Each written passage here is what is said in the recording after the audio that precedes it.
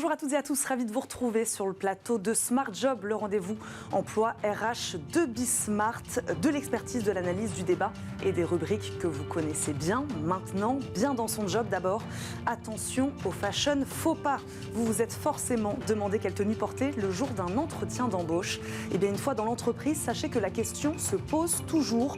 Le dress code n'y est pas toujours bien défini, pourtant votre tenue parle de vous et pour vous et il est important de la soigner.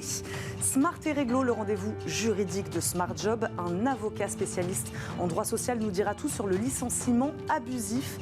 Si vous faites le choix de ne pas réintégrer l'entreprise, c'est alors le barème Macron qui encadre vos indemnités de licenciement. Nous ferons le calcul tout à l'heure avec Étienne Pujol. Le grand entretien, notre invité aujourd'hui est Anthony Brice, céréales entrepreneur à la tête d'un leader de la formation en France, le groupe 39. Toutes les entreprises qui le composent partagent le même objectif, l'employabilité des personnes les plus éloignées de l'emploi. Oui, car cette ambition, c'est celle d'Anthony Brice depuis toujours. Retour donc sur le parcours d'un autodidacte engagé qui fait de cette aspiration une réalité quotidienne sur le terrain de la formation.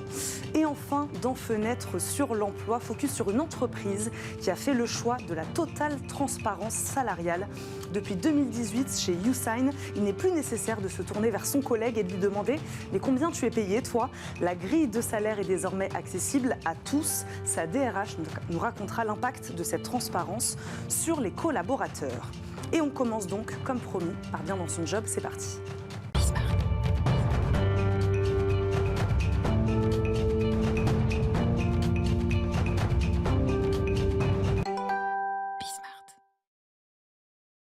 Comment s'habiller au travail? Une question anodine, vous me direz, peut-être pas tant que ça. Le dress code n'est pas toujours bien défini dans les entreprises, mais malgré tout, votre tenue dit quelque chose de vous. Elle est aussi le reflet d'une activité, d'une pratique, d'une culture d'entreprise. Nous en parlons aujourd'hui avec Flaubert Villiers, fondateur de la manufacture RH. Bonjour Flaubert. Bonjour Eva. Merci beaucoup de nous accompagner Merci aujourd'hui dans Smart Job. Je le disais, pourquoi le sujet de la tenue vestimentaire peut-il paraître tout à fait anodin? Vous nous dites évidemment aujourd'hui qu'il ne l'est pas. Pourquoi il peut paraître anodin? Parce qu'on se dit, bon ben voilà, je m'habille comme j'ai envie de m'habiller. En revanche, il ne l'est pas du tout anodin. Tout le monde s'est toujours posé cette question, soit avant un entretien de recrutement, soit avant d'intégrer l'entreprise. Comment est-ce que je vais m'habiller? La tenue vestimentaire renvoie déjà un premier message, message non verbal. On n'a pas une deuxième chance de faire une première bonne impression. On n'a pas besoin de parler, on se présente. Et notre tenue vestimentaire en dit beaucoup sur nous. Donc voilà pourquoi c'est pas si anodin que ça. Donc là, vous parlez de l'entretien d'embauche. Il y a peut-être d'autres moments aussi où la question se pose en entreprise plus particulièrement. Est-ce que la question de la tenue vestimentaire, elle se pose lorsque le salarié n'est pas en relation directe avec le client? Voilà, même au bureau, la question se pose. Oui, même au bureau, la question se pose. On fait partie d'une organisation. Il y a des codes. D'où le dress code qui fait partie de ces codes. Dans ces codes, il y a le tutoiement, le vouvoiement, la façon de se réunir. Le dress code fait partie des codes de l'entreprise et donc il faut suivre ce qui se fait dans l'entreprise. Entretien d'embauche, quels sont les principaux moments donc en entreprise où la tenue vestimentaire est particulièrement importante? Alors l'entretien d'embauche, c'est évidemment, vous avez parlé de fashion faux pas tout à l'heure, il faut l'éviter celui-là, le fashion faux pas. Mais c'est quoi le fashion faux pas? Le fashion faux pas, c'est arriver dans une tenue alors déjà négligée. On renvoie son image. Et puis peut-être une tenue un peu trop décalée avec la culture de l'entreprise. Nous, on est là, recruteurs, chasseurs de tête, pour accompagner les candidats, les recruteurs internes aussi. Il faut savoir, quand on est candidat, poser la question. Quel conseil vous me donnez sur ma tenue pour l'entretien avec tel DRH? C'est ça, éviter qu'il y ait un trop gros décalage. Et puis, il faut qu'on soit aussi à l'aise soi-même, à l'intérieur de soi-même. Donc, il faut avoir toutes les informations nécessaires pour avoir la tenue adaptée le jour de l'entretien. Qu'est-ce que nos vêtements, moi c'est ça la question que je me pose, peuvent dire de nous? Vous parliez d'arriver pas trop négligé. Voilà, on n'a pas tous la même vision du beau. Le tout, c'est de ne pas montrer qu'on n'en a rien à faire? Oui, le tout, c'est de pas être négligé, pas de désinvolture. Voilà, c'est ce qui est important, je pense, dans la tenue vestimentaire. Il y a un sujet aussi... Mais on peut s'habiller décontracté. on peut s'habiller décontracté, ça va dépendre des codes de l'entreprise. Dans le milieu bancaire, j'imagine pas vraiment quelqu'un arriver en sneakers, jeans, pull à capuche. Et inversement, dans un environnement plutôt casual, quelqu'un qui va arriver un jour en costard, même sans cravate, je pense qu'il aura très vite la question de son collègue qui va lui dire « Toi, tu as un entretien de recrutement aujourd'hui. C'est pas tout à fait la tenue que tu as l'habitude d'avoir. » Mais il y a aussi un point qui est important quand on parle d'entretien de recrutement. Aujourd'hui, il y a la visio. Et la tenue, elle est importante pour celui qui passe l'entretien, le candidat, mais pour le manager également. On a de plus en plus de remarques de candidats qui nous disent « J'étais un peu étonné de l'entretien. Le manager, il est au milieu de sa cuisine en tenue de sport. » Là, on a derrière, qu'est-ce qu'on entend ?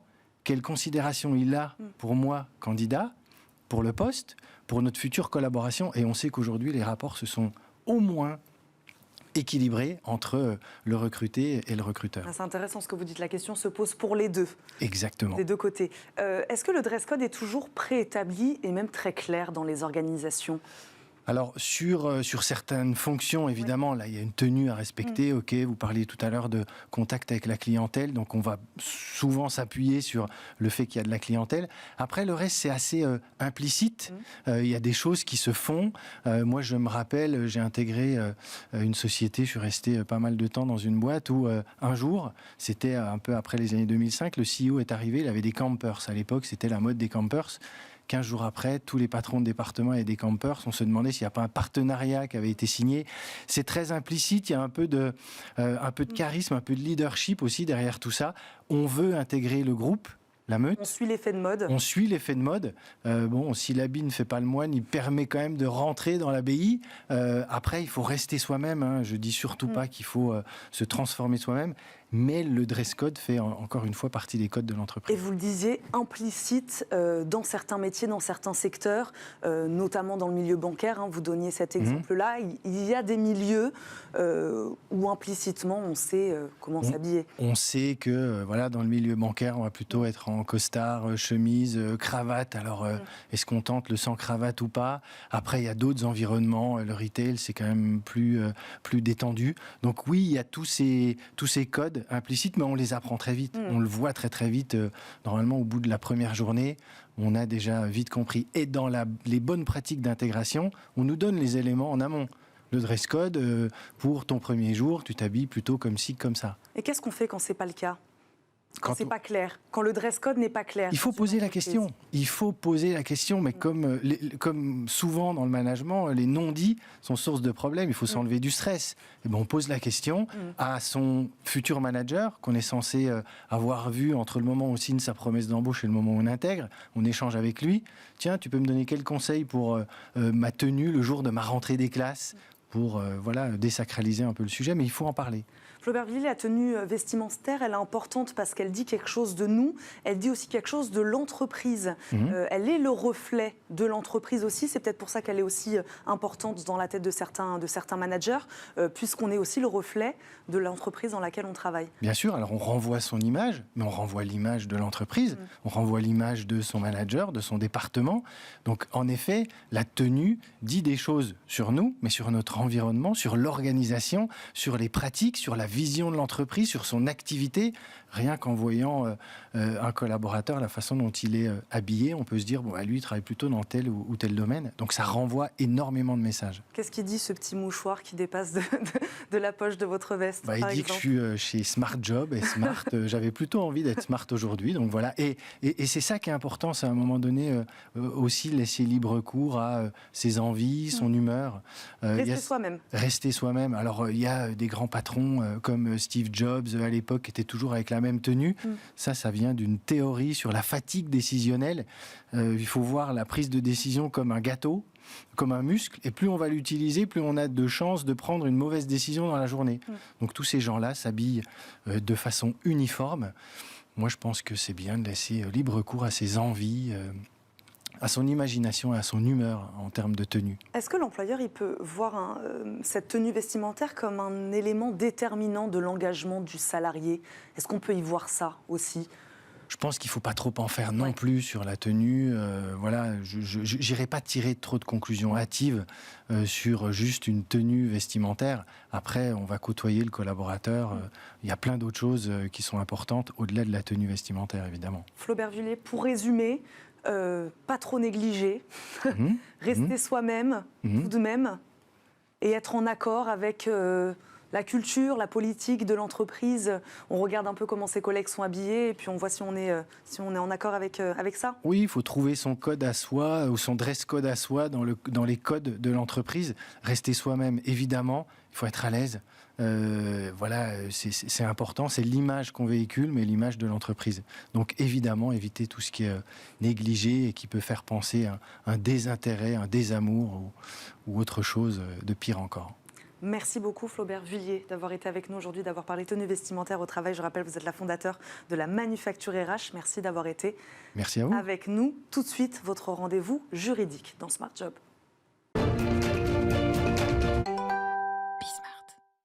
Sans cause réelle et sérieuse, le juge peut annuler votre licenciement. Dans ce cas, 2 options s'offrent à vous. Vous pouvez réintégrer l'entreprise ou toucher une compensation financière. C'est le barème Macron qui encadre cette indemnité pour licenciement abusif.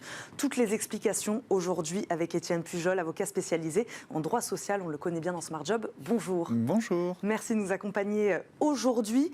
Qui peut donc attester, première question assez simple, de la nullité donc d'un licenciement? Alors, ça va être le juge en fait qui va se prononcer sur un recours généralement du salarié qui a été licencié sur la pertinence du licenciement. Et dans ce cas-là, l'avocat du salarié va mettre en avant les raisons pour lesquelles il conteste le licenciement qui a été prononcé.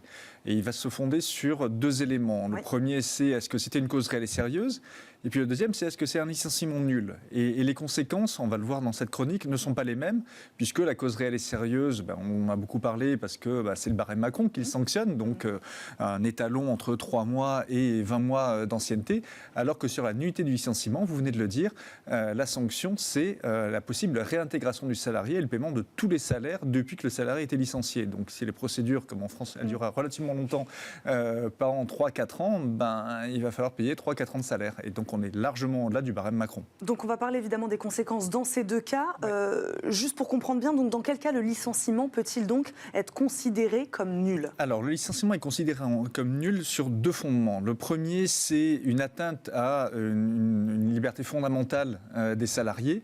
Et le deuxième sont des cas qui sont listés par la loi. Alors les cas listés par la loi, c'est assez clair puisque la loi le prévoit. Donc c'est typiquement, on licencie une salariée qui est enceinte. Au motif qu'elle est enceinte. Parce qu'elle est enceinte. Ou un motif fallacieux, mais in fine, c'est bien parce qu'elle est enceinte qu'elle a été licenciée. Ou un salarié protégé qu'on licencie alors qu'on n'a pas obtenu l'autorisation de l'inspecteur du travail. Un salarié qu'on licencie parce qu'il a été témoin ou victime de harcèlement moral ou sexuel. Ça, ce sont des cas limitativement énumérés par la loi. Et il y a aussi un licenciement, par exemple, pour les lanceurs d'alerte. On a beaucoup parlé sur ces plateaux.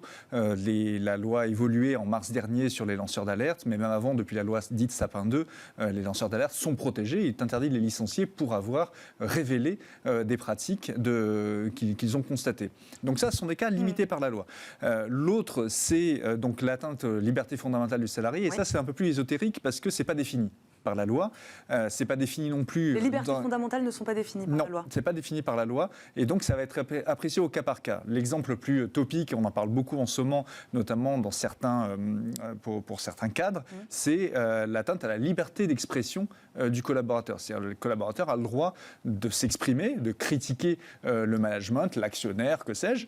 Et donc, s'il est sanctionné pour avoir aux yeux de son employeur trop parlé, eh bien là, ça peut être considéré comme une atteinte à sa liberté fondamentale d'expression et donc le licenciement peut être nul. Et donc ça, c'est le juge qui le décide. Et ça, c'est le juge qui le décide sur saisine du Conseil des prud'hommes. Et on voit une pratique, et c'est pour ça que c'était aussi intéressant de faire le point avec vous ce matin, c'est une pratique qui se développe beaucoup chez les avocats de salariés pour contourner justement le barème Macron. Ça fait plus peur à un employeur d'être poursuivi pour nullité du licenciement que pour juste une absence de cause réelle et sérieuse où on sait qu'elle va être le plafond d'indemnisation prévu par le barème Macron. Donc les sanctions attachées à un licenciement nul Alors, les sanctions, c'est le droit pour le salarié à être réintégré. C'est-à-dire que le salarié peut très bien dire, nonobstant tout ce qui s'est passé et tout ce que j'ai subi, notamment quand j'étais victime de harcèlement sexuel ou moral, je veux réintégrer l'entreprise parce que je n'ai pas trouvé de travail ou le nouveau travail que j'ai ne me satisfait pas, etc. Et donc, il a un droit, l'employeur ne peut pas s'y opposer, à être réintégré dans l'entreprise. Et donc, l'employeur le réintégrant, il va être obligé de payer tous les salaires qui auraient dû être versés aux salariés pendant toute sa période d'absence. Il va devoir rembourser à Pôle emploi les éventuelles indemnités que Pôle emploi aura versées aux salariés dans l'intervalle, puisque Pôle emploi a versé des indemnités qu'il n'aurait pas dû verser, puisque le licenciement est censé avoir été nul. Et voilà. Donc, et plus, évidemment, une éventuelle indemnisation du préjudice subi que le Conseil des prud'hommes et la Cour d'appel ordonneront. Si le salarié ne souhaite pas être réintégré, ça peut arriver compte tenu des circonstances. Et bien sur la réintégration juste des salariés, dans les faits, ça arrive dans la pratique Ça arrive. Ça arrive. Ça arrive. Alors souvent, ça arrive pour renégocier un départ derrière en ayant bénéficié des salaires par le passé. Donc c'est extrêmement contraignant pour l'employeur et donc il vaut mieux prévenir le coût en amont plutôt que de risquer en aval de devoir payer une douloureuse qui va être très très importante. Donc dans le cas, où il ne réintègre pas l'entreprise. Dans le cas où il ne réintègre pas, là l'indemnité est à minima de 6 mois de salaire. Et donc correspondante là aussi au salaire qu'il aurait versé. Mais en plus, le contrat étant rompu, eh bien, il y a les indemnités de licenciement qui, le cas échéant, n'ont pas été bien calculées, le préavis qui a potentiellement été mal calculé, les congés payés qui ont été acquis dans l'intervalle, etc., etc. Donc là aussi, financièrement, la sanction est extrêmement importante. Qui fait ce petit calcul-là ? Alors ça va être le Conseil des prud'hommes ou la Cour d'appel, enfin les juges du fond qui vont étalonner le montant de l'indemnisation, évidemment sur demande de l'avocat du salarié et le cas échéant contesté à titre subsidiaire par l'avocat de l'employeur, puisqu'il va d'abord dire que le licenciement est bien valable et ensuite dire si vous considérez que le licenciement est nul, eh bien le montant de l'indemnité va être de temps et non pas comme le prétend l'avocat du salarié de temps. J'aimerais qu'on revienne sur ce que vous disiez, une manière de contourner le barème Macron. Donc, c'est-à-dire que pour le salarié, mieux vaut un licenciement nul. Oui, c'est ça. Mieux vaut un licenciement nul qu'un licenciement pour cause réelle et sérieuse, puisqu'il y aura ce barème. Et le licenciement nul, alors je dis mieux vaut, il faut quand même qu'il y ait un fondement juridique. Bien sûr. Mais typiquement, on a eu un arrêt mercredi dernier sur les lanceurs d'alerte. Une salariée avait alerté sa hiérarchie, puis le comité type de son groupe, c'est un grand groupe de défense nationale qui était son employeur, de faits qu'elle considérait comme devant relever de son alerte. Il se trouve que l'enquête interne a déterminé que les faits n'étaient pas sanctionnables. En revanche, 5 jours après, une procédure de licenciement a été diligentée par les personnes qu'elle visait dans son alerte, comme par hasard, et elle a demandé en référé à ce que le licenciement qui a été prononcé contre elle pour des motifs dits de dégradation de la qualité de sa prestation de travail, en fait, était fondé sur l'alerte qu'elle avait diligentée. La Cour de cassation, mercredi dernier, a effectivement considéré que l'employeur devait justifier que le motif du licenciement était totalement étranger à l'alerte que cette salariée avait fait en interne. Donc vous voyez, c'est extrêmement important pour l'entreprise, en amont d'une procédure de licenciement, de bien cadrer ce pourquoi la personne va être licenciée. Le barème Macron, est-ce qu'il est intéressant pour un salarié qui est licencié ? Alors, il est intéressant en ce sens qu'il est encadré. Donc, on sait en gros quel est le minimum, quel est le maximum. Et puis après, le juge va évaluer quel est le montant du préjudice réel subi par le salarié. Mais évidemment, le salarié, s'il estime que le fondement de son licenciement, quoique normalement fondé sur une cause réelle et sérieuse, est effectivement une nullité, il vaut mieux qu'il se prononce sur le cas de la nullité. Et donc contourner le barème Macron. Exactement. Merci beaucoup Étienne Pujol, c'est beaucoup plus clair. J'espère que ça l'a été pour ceux qui nous ont écoutés. Merci beaucoup de nous avoir accompagnés. Je rappelle, vous êtes avocat spécialisé en droit social. Merci d'avoir été avec nous aujourd'hui dans Smart Job.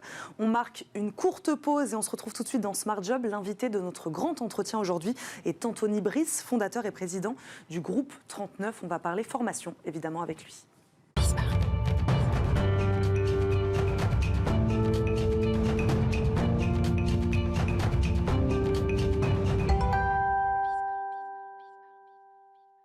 Le grand entretien, nous recevons aujourd'hui Anthony Brice, autodidacte, entrepreneur infatigable, spécialiste des questions de la formation et de l'insertion professionnelle, président et fondateur du groupe 39, un groupe qui rassemble aujourd'hui une vingtaine d'entreprises, toutes partageant un même objectif, celui d'amener à l'emploi des personnes qui en sont éloignées. Bonjour et bienvenue Anthony Brice. Bonjour, merci. Merci beaucoup d'être avec nous aujourd'hui dans Smart Job. Cet objectif, je le disais, celui d'amener à l'emploi des personnes qui en sont éloignées, ce n'est pas vraiment le fruit celui du hasard. D'où vient cet engagement profond qui est le vôtre sur cette question de l'employabilité des plus vulnérables?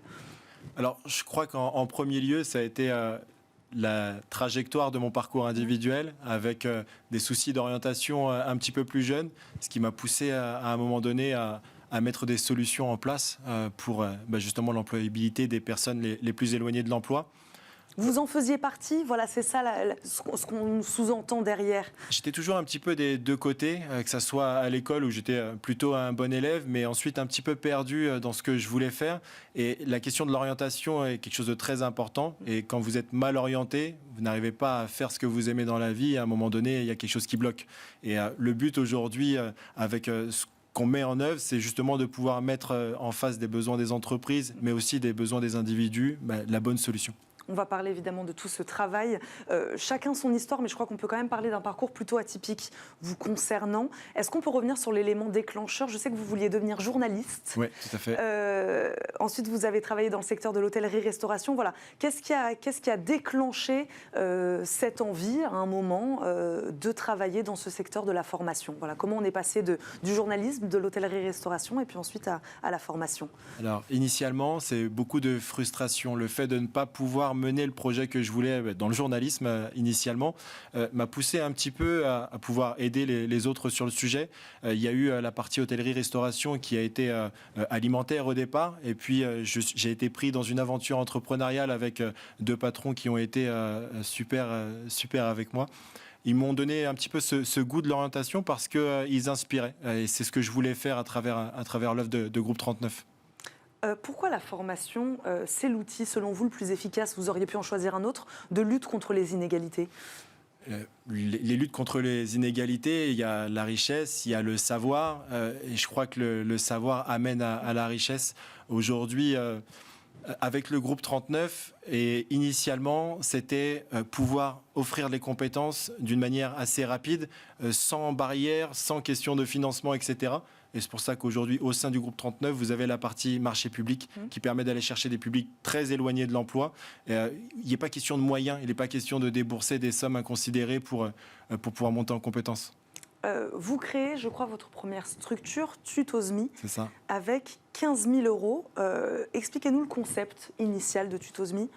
Alors, j'ai mis cet argent de côté au tout départ pour monter Tutos. Et initialement, Tutos était une plateforme de mise en relation.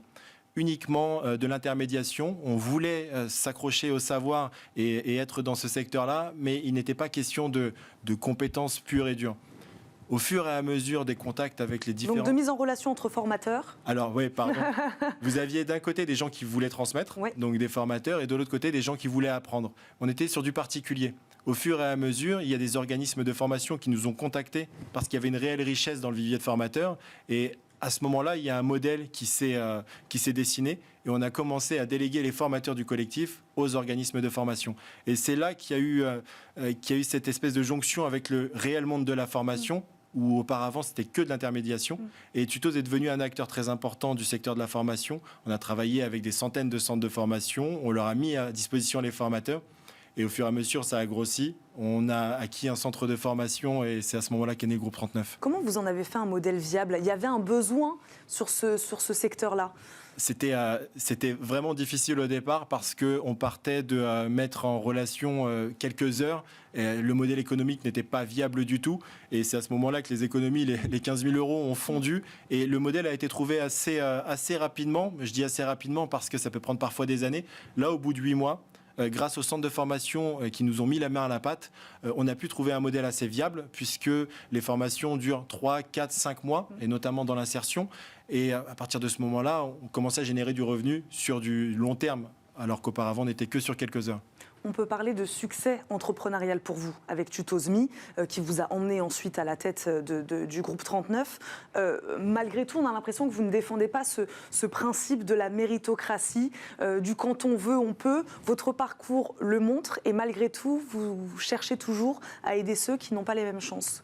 Ça a été toujours pour moi le premier vecteur et je crois que c'est, on parlait la dernière fois des faiblesses et des forces, c'est l'une de mes faiblesses, de vouloir toujours aider. Parce que parfois, vous avez forcément des déceptions Après, c'est vraiment compensé par le nombre de personnes qui méritent vraiment qu'on les accompagne et qui réussissent à la fin. Au sein du groupe 39, aujourd'hui, c'est plusieurs dizaines de milliers de personnes qu'on accompagne à l'emploi. Et avec Tutos.me, initialement, c'était aussi ça le but, pouvoir aider les formateurs. Est-ce que vous, sur votre parcours, vous en avez rencontré des entrepreneurs un peu comme vous, partis de rien, mais dont les projets n'ont pas forcément abouti ? Alors, parti de rien, non, j'ai eu des entrepreneurs qui m'ont beaucoup inspiré, mais qui avaient déjà des bagages derrière eux. Maintenant, partir de rien, et surtout dans le secteur de la formation, ça peut parfois donner l'impression que c'est de l'entre-soi. Ça reste une catégorie sociale très élitiste, non pas dans la capacité à fédérer, mais ça reste des niveaux intellectuels assez importants. Et quand vous ne l'avez pas au départ, il faut grandir. Et c'est comme ça que j'ai fait. On n'en a pas parlé. Quels sont les publics aujourd'hui, selon vous, les plus éloignés de l'emploi ? Alors, pour le coup, c'est une vraie question et le gouvernement essaye d'y répondre. Tout le monde essaye d'y répondre. Aujourd'hui, au sein du groupe 39, vous avez les personnes isolées, que ce soit au sein des QPV parce que les organismes de formation n'ont pas pignon sur rue au sein de ces QPV. Vous avez les chômeurs de longue durée où c'est parfois difficile de retrouver un emploi après des périodes d'inactivité. Mais je vous apprends rien sur le sujet. C'est des informations qui sont publiques.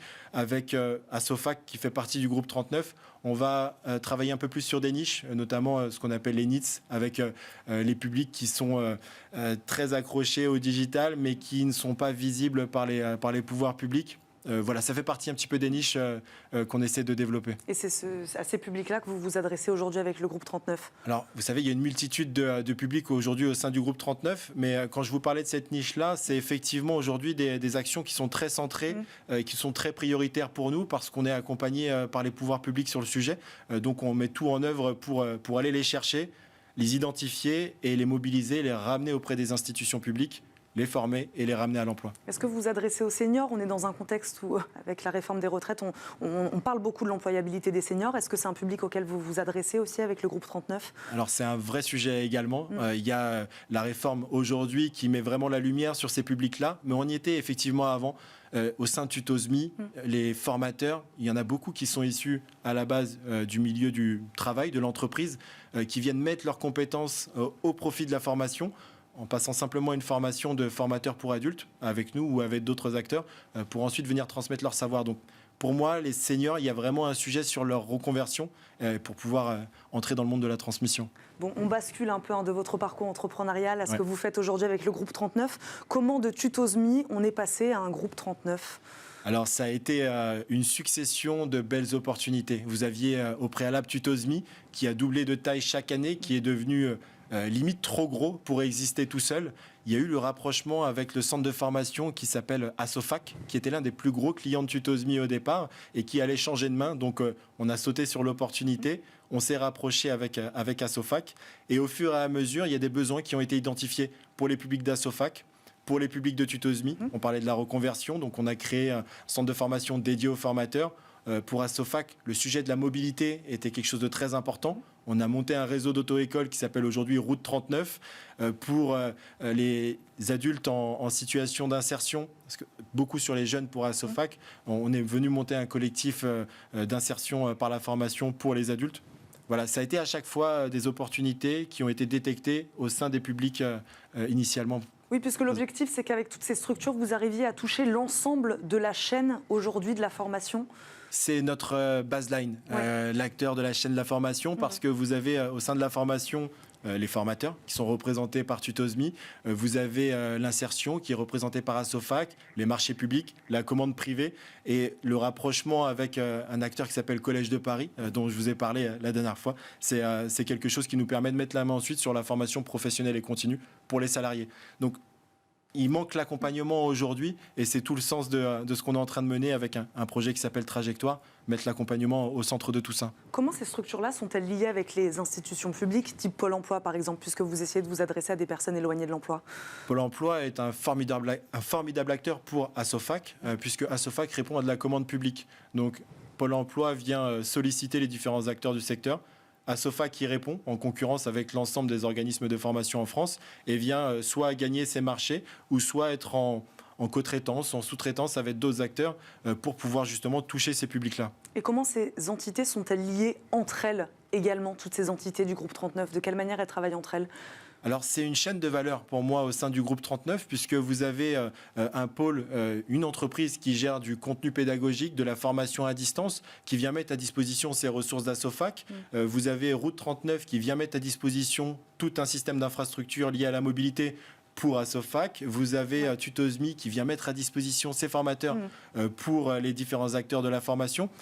Tout ça crée une espèce de chaîne de valeur qui, pour nous, est essentielle et c'est sur ça que repose tout. Alors c'est risqué parce que quand vous avez un acteur au sein du groupe qui baisse d'activité ou qui perd un marché, ça peut arriver. Voilà, ça crée parfois des difficultés, mais au final, je crois qu'on est content de ce modèle-là. Quand on propose aujourd'hui de la formation, comment on fait pour se tailler une place de choix, je ne sais pas si on peut dire ça comme ça, dans le monde des entreprises ? On parle souvent du bazar de la formation professionnelle. Il y a beaucoup d'offres. Voilà, comment on arrive à se tailler une place de choix ? Alors, moi, j'ai tendance à dire qu'on est des acteurs hyperactifs. Et je crois que notre hyperactivité fait qu'on arrive à se tailler une place de choix parce que c'est, entre guillemets, facile d'agir en réaction à quelque chose. Il se passe quelque chose, on fait quelque chose. Ok, très bien. Être dans l'anticipation, proposer des choses qui vont arriver. On est dans un monde où, Pôle emploi le disait récemment, 85% des métiers de 2030 n'existent pas encore. On est dans un monde où l'intelligence artificielle arrive du jour au lendemain et on est surpris que ça arrive.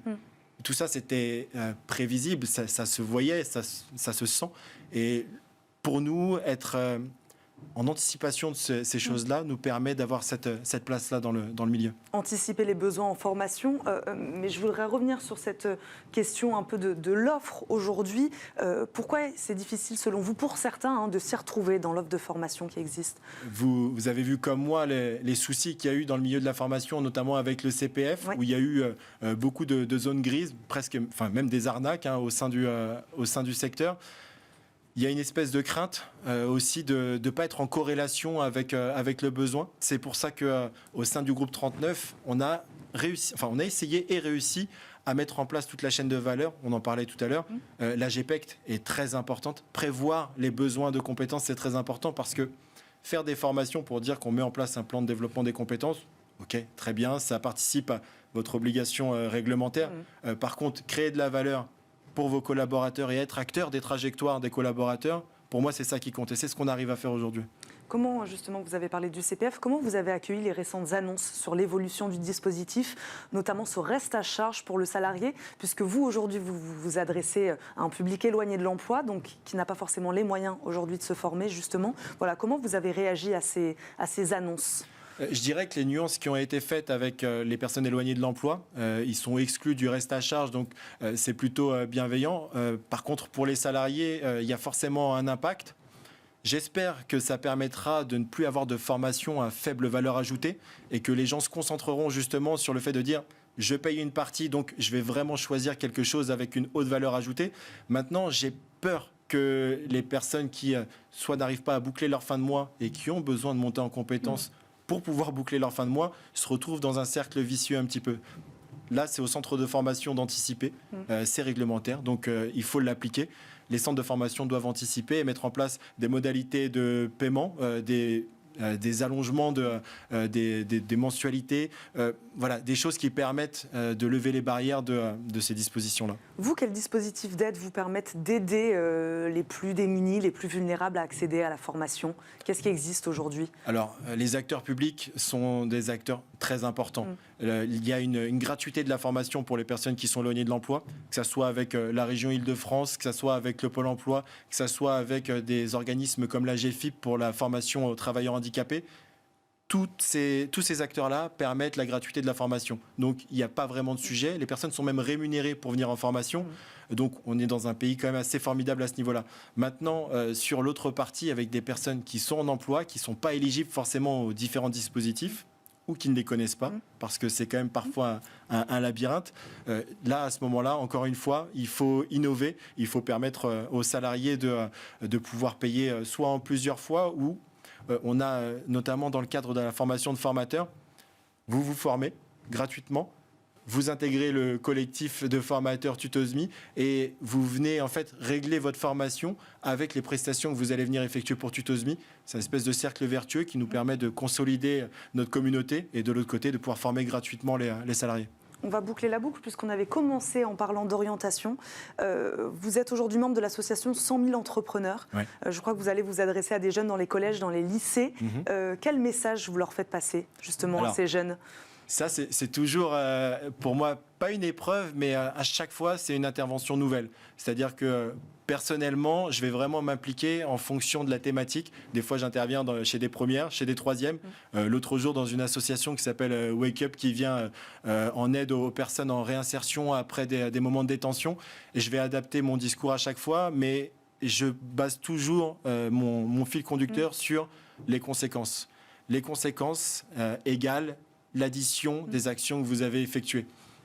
En fonction des actions que vous effectuez, vous arrivez à un résultat et vous ne pouvez pas venir vous plaindre du résultat que vous avez si l'ensemble des actions que vous avez accomplies conduit à ce résultat. C'est simplement mathématique. Donc j'essaye de venir instaurer cette philosophie pour permettre soit de créer des aspirations ou soit pour faire comprendre aux gens que tout a des conséquences. Faire les bons choix, les petites actions comptent. C'est le message que vous Chaque passer. petite action compte. On ne peut pas faire quelque chose sans qu'il y ait une conséquence derrière.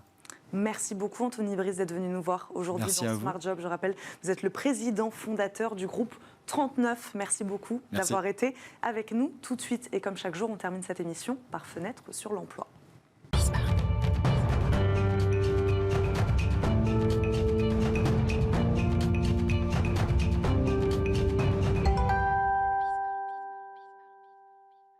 De plus en plus d'entreprises osent la transparence salariale. Finis-le. Et toi, tu as été augmenté dans ces structures. Désormais, tout se sait. La grille des salaires est accessible à tous les collaborateurs. Il suffit d'aller la consulter. Certaines organisations l'ont fait pour aider les salariés à se projeter ou encore pour éviter les écarts de salaire hommes-femmes. Nous en parlons aujourd'hui avec une DRH d'entreprise qui a passé le cap de la transparence salariale depuis 2018 déjà. Christina Colac, DRH de YouSign, entreprise qui a développé un outil de signature électronique. Elle nous accompagne. Bonjour. Bonjour. Merci beaucoup d'être dans Smart Job aujourd'hui avec nous. Pourquoi en 2018 vous avez fait donc ce choix de la transparence des salaires ? Alors, je pense que le premier point, c'est l'engagement. L'engagement des personnes passe entre autres par la transparence, s'ils ont accès à l'information et puis surtout si ils peuvent aller voir par eux-mêmes. Je pense que c'est beaucoup plus facile qu'essayer de se renseigner et surtout éviter les frustrations qui peuvent en couler. Donc l'ambition, engager ses collaborateurs, c'était le premier objectif. Est-ce que vous parlerez d'une mise en place fluide ? Est-ce que ça a été facile à mettre en place ? Alors, ce n'est jamais facile parce que pour le mettre en place et pour être transparent sur un sujet pareil qui tient vraiment à cœur à nos salariés, il faut vraiment être parfait. Il faut qu'elle soit bien faite, que les règles soient mises en place. Cependant, la mise en place était plutôt fluide en interne avec les salariés parce qu'ils l'ont accueilli, bien sûr, avec les bras ouverts. Ils étaient très, très intéressés et surtout, ils peuvent aller la consulter à n'importe quel moment par eux-mêmes. Alors, je crois qu'il y a plusieurs degrés aujourd'hui de transparence des salaires. Vous avez fait quoi ? Le choix de la transparence absolue sur tous les salaires de l'entreprise ? Comment ça marche ? Alors, effectivement, les salaires, les possibilités d'évolution ou le salaire qu'on aura à un prochain step de carrière, ils peuvent aller les voir par eux-mêmes. Mais on a effectivement adopté une transparence totale où ils ont accès à tous les salaires de toutes les personnes existantes, également chez YouSign aujourd'hui. Sur quels critères vous décidez des hausses de salaire ? Alors, la grille de salaire, elle est adossée à un plan de carrière, on va dire, qui est défini par rapport à chaque job chez nous, chaque travail, chaque spécialité. Et en fonction de ça, ils savent ce qu'ils doivent faire pour passer à un prochain niveau et donc avoir une augmentation de salaire qui n'est pas juste en fonction de bon vouloir du manager. Donc ça, c'était très clair pour vous en interne. Ça l'est maintenant pour eux. C'est-à-dire que les salariés peuvent consulter cette grille des salaires et d'augmentation des salaires. Exactement, et aussi savoir ce qu'ils doivent faire pour passer à un prochain niveau de salaire ou même dans leur carrière. Vous disiez accueilli avec les bras ouverts la transparence des salaires. Très concrètement, comment ça a été perçu par les collaborateurs dans l'entreprise? Qu'est-ce que ça a changé, même dans leur manière de communiquer? Déjà, je pense que ça enlève énormément de questions non dites et énormément de frustration. Donc, dès le moment où on a accès à une information par nous-mêmes, c'est beaucoup plus facile. Si on a toujours des questions, on peut les poser. Mais ce qui était intéressant, c'est aussi, on voit qu'ils aiment bien comparer un petit peu par rapport à leurs collègues, se dire aussi qu'ils évitent cette frustration à se comparer, à se dire pourquoi moi, j'ai pas ce salaire-là. Là, c'est quand même assez simplement expliqué. Et c'est super intéressant d'en débattre, même en interne, de comment est-ce qu'on peut l'améliorer, parce qu'on est passé par plusieurs différentes grilles de salaire ouvertes. On est, je pense, à une 3e version au bout de quelques années, mais ils trouvent ça très intéressant. C'est intéressant, donc c'est un dispositif qui évolue, c'est ce que vous nous dites. Exactement. Depuis 2018, il a évolué, et vous faites participer les salariés, les collaborateurs à cette évolution, à cette élaboration? Alors, sur l'élaboration, pas vraiment. On prend en tout cas leurs avis et leurs envies de ce qu'ils aimeraient avoir. En fonction de ça, on crée des stratégies, après des projets pour faire évoluer effectivement la grille de salaire. Mais ce n'est pas eux qui la font comme ça. Et puis surtout, cette grille de salaire, en fait, les salaires qu'on choisit, ils ne sont pas choisis juste comme ça par hasard. On fait des gros benchmarks qui prennent des mois chaque année pour réviser cette grille de salaire et la mettre à jour. Ça prend du temps, donc. Et effectivement. La transparence des salaires, vous le disiez, vous, avec un objectif initial d'engager, de mieux engager ses collaborateurs. On en parle aussi beaucoup pour réduire les écarts de salaire, notamment entre les hommes et les femmes, même si ce n'était peut-être pas l'objectif ou l'ambition. Est-ce que c'est une conséquence in fine que vous remarquez là aussi, que finalement, d'avoir mis en place cette transparence, ça a réduit les écarts? Alors, on n'avait pas beaucoup d'écart à la base, parce que ça a toujours été... il n'y avait pas de sujet, en tout cas, surtout pas dans une entreprise comme ça. Et nos 2 fondateurs, à l'époque, ils étaient sûrs de ce qu'ils voulaient faire, donc ça n'a jamais été le cas. Cependant, effectivement, ça permet de le garder, tout en ayant une croissance quand même incroyable. Je vous donne un exemple de YouSign. Il y a 2 ans, on était une 60aine de salariés. Aujourd'hui, on est 200. Au fur et à mesure de développement et de croissance des salariés, on peut peut-être se perdre si on n'a pas une base quand même assez solide. Et cette grille de salaire, je pense que c'est une des points de notre base solide. Vous disiez passer de 60 à 200 collaborateurs, une manière de les engager, une manière d'attirer les talents aussi. Exactement. La transparence des salaires, c'est une manière d'attirer les nouveaux talents. Bien sûr, et aussi évaluer une personne tout au fur et à mesure du processus de recrutement nous permet de savoir où est-ce qu'on la met sur cette grille de salaire. Et aussi de justifier en interne pourquoi quelqu'un a été embauché à tel niveau de salaire ou pas. Donc en fait, ça facilite et ça fluidifie, je pense, les process. Pourquoi, selon vous, aujourd'hui, les entreprises sont aussi peu nombreuses à mettre en place cette transparence des salaires? C'est 13% des entreprises françaises qui ont mis en place la transparence salariale. Qu'est-ce qui, selon vous, bloque encore?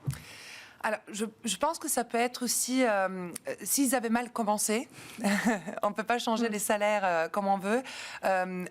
Les lycées, en tout cas en fonction d'une grille de salaire, ça coûte très très cher. Ça veut dire que les personnes qui ne sont pas au niveau, il faut les augmenter. On sait très bien qu'avec toutes les charges salariales et patronales chez nous, ça représente beaucoup. Est-ce que les entreprises sont prêtes ou pas à investir? Parce que ça, c'est un point qui est quand même assez important. Au moment où on a mis en place la grille de salaire, nos charges salariales, on va dire en termes d'entreprise, ont augmenté de 10 à 15%. Donc il faut être prêt à pouvoir l'absorber. Il faut être prêt à investir. Merci beaucoup, Christina Colac, de nous avoir accompagnés aujourd'hui. Je rappelle, vous êtes la DRH de YouSign. Merci beaucoup d'avoir été avec nous. Merci à vous de nous avoir suivis. Vous retrouverez bien sûr Arnaud Ardouin à la présentation de ce rendez-vous. Moi, je vous dis à très vite sur Bismart.